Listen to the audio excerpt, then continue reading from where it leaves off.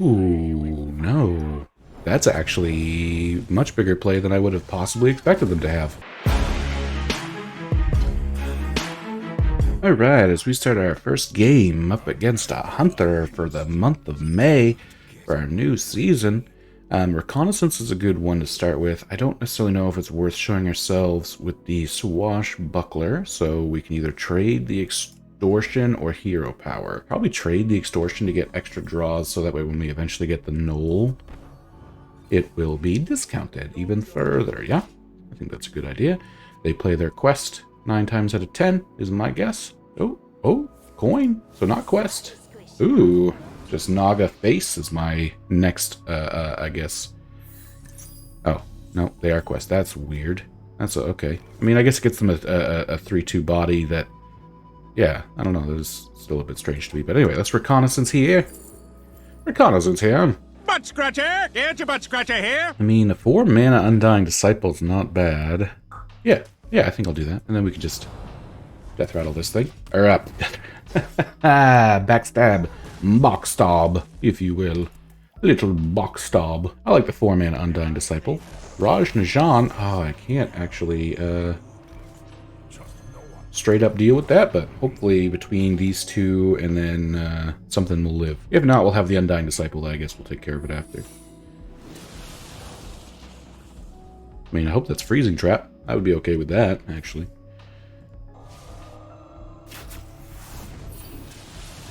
Yeah, I mean, that did a decent amount of damage, so I can't really be too mad at them.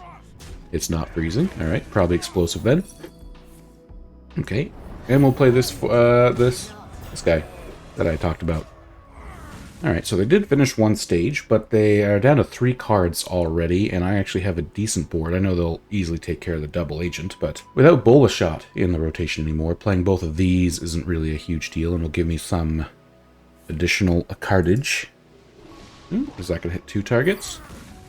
No, so they have no more Nagas. Oh, they're hero powering this already? So let's start with a Swashbuckler. Okay, that's not great. And then we'll play this spell. Or this weapon. Wow. This weapon in order to get extra damage in to start drawing some stuff. Any Nagas, that's at least a draw. It draws me a spell, I guess. So if I ever have 3 mana. Smart shot. 3 hero power. Possibly. I don't know. I don't think I have enough mana to put... They really concede? Huh, okay. Well, that's game 1, I guess. It's not a very interesting game, so apologies. Let's see. We'll just show us gain the 10 stars here. Start our climb, but we'll just go... I'll just maybe keep this going, and we'll hop right into another game. Okay, I guess we're going to hop into game number 2 here against the Demon Hunter, so that seems much more appropriate. And I shouldn't say appropriate, but I feel like Demon Hunter is going to be the new Ramp Druid in the sense of, you know, we're going to keep Extortion, because if they play something super powerful early game, then we may want it. And I actually think, instead of playing these early, because they have the 1 mana hero power, we'll just crack our hero power as well, so they think it's a mirror. Well, actually, since they're going first, I don't know, actually. Let's do this. Let's swing that, and the reason being is next turn we're going to want a reconnaissance anyway, and if they have the Sworn Vanguard thing, the 2-2 that summons tokens, they can't really play it this turn if they want a hero power. Fell Barrage. That works too. Let's reconnaissance. I'm going to take Crush. As something that gives me armor and a weapon. Yeah, let's do that. And then next turn we can actually coin the Crush if we so desire. And the weapon should also help us clear out some of their things for a few turns.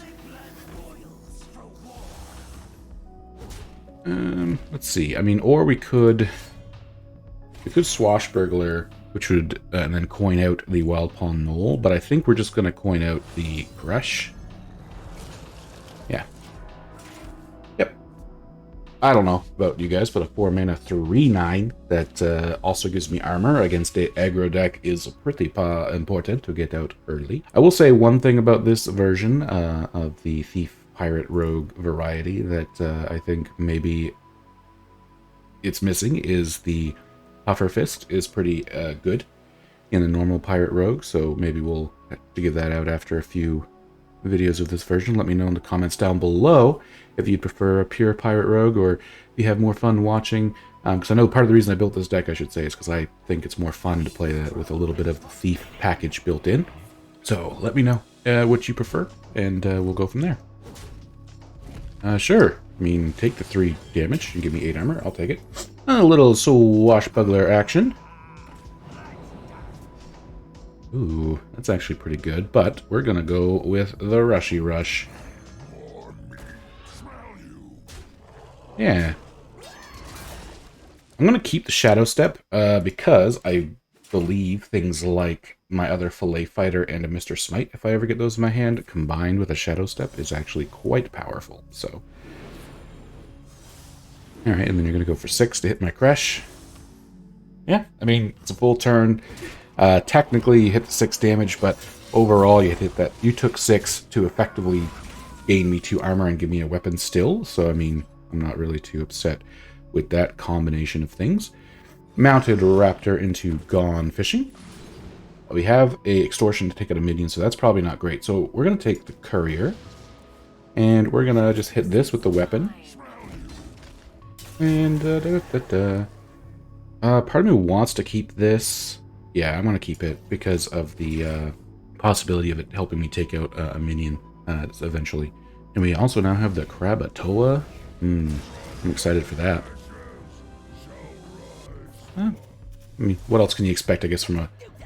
Ooh, that's pretty good. So, luckily, we do have the Krakatoa, so we can play that to... The only thing is that'll destroy my turtle weapon, won't it? You know what? Actually, why don't we... Cutlass Courier... Extortion. Before I play this pirate, let's swing face to start getting the value off of both of this as a combo. And I guess we may as well swashbuckler now. To the front. Your minions cost 2 less this turn. Okay. I mean, that actually could be quite good with the Edwin if I draw other minions off Edwin. Ooh, Treasure Guard's good for them. Ooh, that's not good for me. Let me see, though. This is where the Krakatoa can potentially come in handy. Yeah, I really wanted to get more value off of this, but I think we kind of just need to go Crab. Hit. Hit. Hit there, hit there. And I guess we may as well trade this in for lowering the value of my to the front, which I actually have prep as well. So now with Mr. Smite and Edwin, this could be interesting. But I have to make sure I pull it off somewhat soon. So that will be technically 4, 6 mana, 10 damage if I'm not dead here. Okay, I don't think I'm dead here. Is that multi-strike? No, okay. Oh, they're dead here. Mr. Smite is just victory. Okay, but we're gonna... I don't like to BM, but I kind of want to just see how that works. So I'm sorry for everyone watching, but I'm just interested to see this work. Don't do as I do, you know? So prep this thing.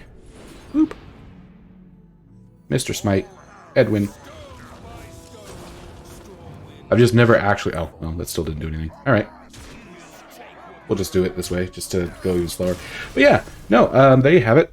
The deck actually managed to put up with a relatively good Demon Hunter. They played Direct there relatively early and everything like that. So if you enjoyed these games, like, comment, subscribe. I'm going to hop into another game, though. Alright, as we're going to hop into game number 3 with our Plunder Rogue. I almost said Shaman, I got confused. I confused myself with against a little Priest. I'm not entirely sure what the best thing to do against that is. We're going to keep one vessel. So the Wildpaw Knoll here, we're doing it this way. They're going to be a slower deck. This will help us get the discounts on the Knoll nice and quickly. Yep. Well, this will show them what I am, but that's okay. Ooh, okay. We'll end up playing Double Agent next turn. So 3/3 into 2 3/3s. That's a proven... That's a proven, decently sized win condition, I would say, in this deck. Not necessarily a win, but 3/3 into 2 3/3s into a 3/5 with Rush. It's pretty good. I think that's alright. I guess I don't really want to coin this, though. So we'll just totem up once. And, yeah, that way it's 3, 4... we could even coin the Krakatoa on 5, potentially, if they have minions for me to interact with at that point. Switcheroo. So this is a silenced, like, mill, I would think. Anyway, alright. Let's get out my 2 3/3s, reveal who I am. My, ooh, and a little buff. Little buff from the strength totem. And I'll play these other ones, because one of their big powerhouse moves, if they have it on turn 5, will be the 7/7, and then silence it to hit you for 7. But if we have, what would that be, 6, 12, like 14 health on the board, there's a good chance that might not kill anything, so it wouldn't actually be a huge deal. Okay. Oh, they're just trading it. I thought they were using it. I was like, sure. There we go. When somebody sneezes, you say bless you, right? Right. Then what are you supposed to say when somebody coughs? Robotussin. So yeah, now if they want to do what I would think would be one of their biggest plays of doing 7 damage to my board. Ooh, no. That's actually much bigger play than I would have possibly expected them to have. What is this? Ouch. That was very, very unexpected. Kill that with Krakatoa? I think we kind of have to, don't we? In case they're like some kind of really big buff bless. Yeah. Let's do it this way. So it's dead. I still get a 4/1 weapon. Ooh. Now if they play a 7/7 and if it's like a combination of those two things. Okay. Now all of that early game pressure I thought I had is basically out the window. 3/1. So that means it traded with something with 1 health. Is that the 0 mana? Yeah, they have the 0 mana Naga legendary that gives them mana back. Sure. Alrighty. Yeah, let's do this. Let's start drawing some pirates. Ooh, Hook Tusk is actually pretty good, I think. Trade this away. Prep might be good for later.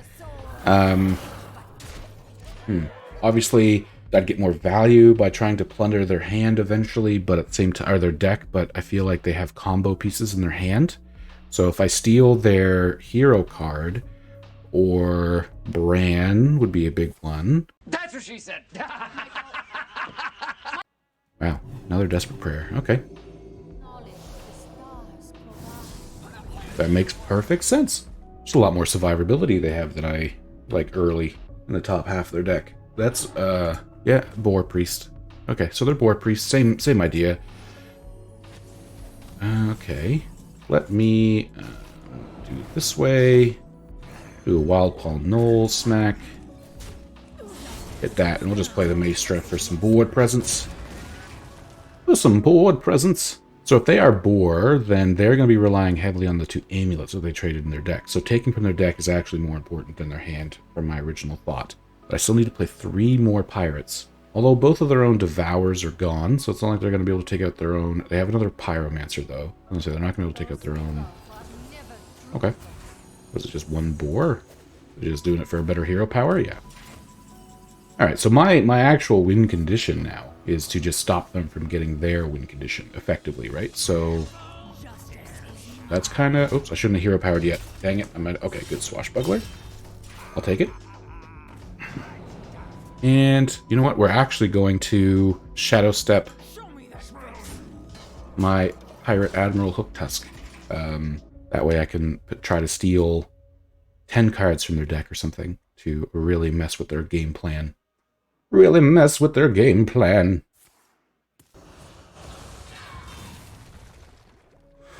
The only thing is, since I need 1 more pirate, I may just have to Shadow Step the Swashbuckler to get the 8th pirate. If I draw my other Swashbuckler, that would literally be about as perfect as possible. And by the way, much kudos to this opponent for playing a Boar Priest on day 1 of the new season. That's actually great.